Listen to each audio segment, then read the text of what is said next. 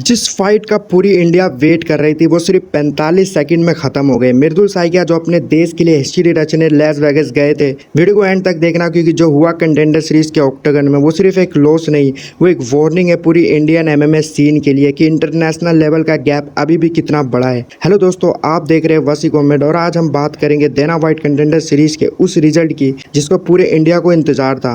मृदुल साइकिया जो गुवाहाटी असम से बिलोंग करते हैं, उनका सामना हुआ इंडोनेशिया के अनडिफिटेड प्रोस्पेक्ट बिलाल हसन से एक फ्लाईवेट बाउट में। हमने इस फाइट का प्रीव्यू पहले ही कवर किया था, जहां हमने बताया था कि हसन को हेवीली फेवरेट माना जा रहा था अपने कंप्लीट स्किल सेट की वजह से, और जो रिजल्ट आया वो बिल्कुल वैसा ही था जैसा कि एनालिस्ट ने प्रिडिक्ट किया था, लेकिन उसका तरीका सबको शॉक कर गया। इस फाइट से पहले मृदुल साइकिया का प्रोफेशनल रिकॉर्ड था 9 विन्स और सिर्फ 1 लॉस, और वो इंडिया का सबसे प्रोमिसिंग फ्लाईवेट प्रोस्पेक्ट में से एक माने जाते थे। ये journey bidding MMA and fitness gym से शुरू हुई थी और उन्होंने अपने देश में एक जेन्युइन फिनिशर की रेपुटेशन बनाई थी, लेकिन उनकी करियर में एक वार्निंग साइन ऑलरेडी था। रोड टू यूएफसी में आगू अली के अगेंस्ट उन्हें सिर्फ 37 सेकंड में नॉकआउट कर दिया गया था। ये कंटेंडर सीरीज अपीयरेंस उनके लिए एक रिडेम्पशन का मौका था और सीधा यूएफसी कॉन्ट्रैक्ट पहुंचने का रास्ता। दूसरी तरफ बिलाल हसन इंडोनेशिया से जो चार्ली कॉम्बैट क्लब में ट्रेन करते हैं यूनाइटेड स्टेट्स में, उनका रिकॉर्ड फाइट से पहले था परफेक्ट 8-0 का, और एमएमए स्काउटिंग सर्कल्स में उन्हें ऑलरेडी फ्यूचर यूएफसी स्टार के रूप में देखा जा रहा था। हसन अपनी complete skill set, striking, wrestling और ग्रैपलिंग तीनों के लिए जाने जाते हैं और उनका कॉन्फिडेंस फाइट से पहले ही काफ़ी हाई था।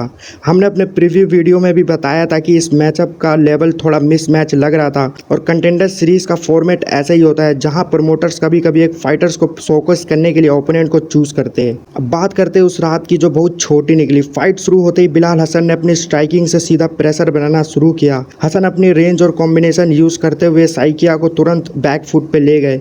ऑफिशियल रिजल्ट के मुताबिक ये फाइट खत्म हुई राउंड 1 में सिर्फ 45 सेकंड पर टीकेओ से। मतलब हसन ने अपनी हैंड से एक ऐसी बैरेज बनाई जिसे साइकिया डिफेंड नहीं कर पाए और रेफरी को फाइट रोकनी पड़ गई। ये बिल्कुल वैसा ही पैटर्न था जैसे हमने साइकिया की पिछली लॉस में भी देखा था।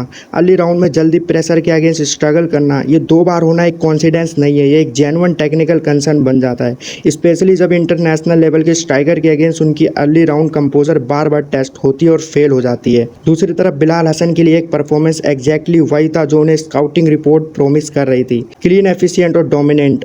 उन्होंने अपना अनडिफिटेड रिकॉर्ड 9-0 कर लिया और इस तरह के फिनिशिंग के बाद यूएफसी कॉन्ट्रैक्ट लगभग कंफर्म है। ये रिजल्ट डिवीजन के लिए भी सिग्निफिकेंट है। कंटेंडर सीरीज का पूरा पॉइंट ही होता है यूएफसी के लिए नए टैलेंट आइडेंटिफाई करना, और हसन ने एग्जैक्टली वही किया जो उन्हें करना चाहिए था, अपनी क्लास दिखाना एक टफ लुकिंग मैचअप में। साइकिया के लिए एक सेटबैक है, लेकिन उनकी जर्नी में यही खत्म नहीं होती। इंडियन एमएमए सीन में वो अभी भी एक रिस्पेक्टेड नाम है और इंटरनेशनल एक्सपीरियंस चाहे लॉस के साथ आए फ्यूचर के लिए वैल्यूएबल होती है। द गुड बिलाल हसन ने प्रूफ कर दिया कि उनकी हाइप जेन्युइन है। अनडिफिटेड रिकॉर्ड अब 9-0 है और उन्होंने एग्जैक्टली वही दिखाया जो एक्सपेक्ट प्रिडिक्ट कर रहे थे, एक कंप्लीट डेंजरस फाइटर जो यूएफसी लेवल के लिए रेडी है।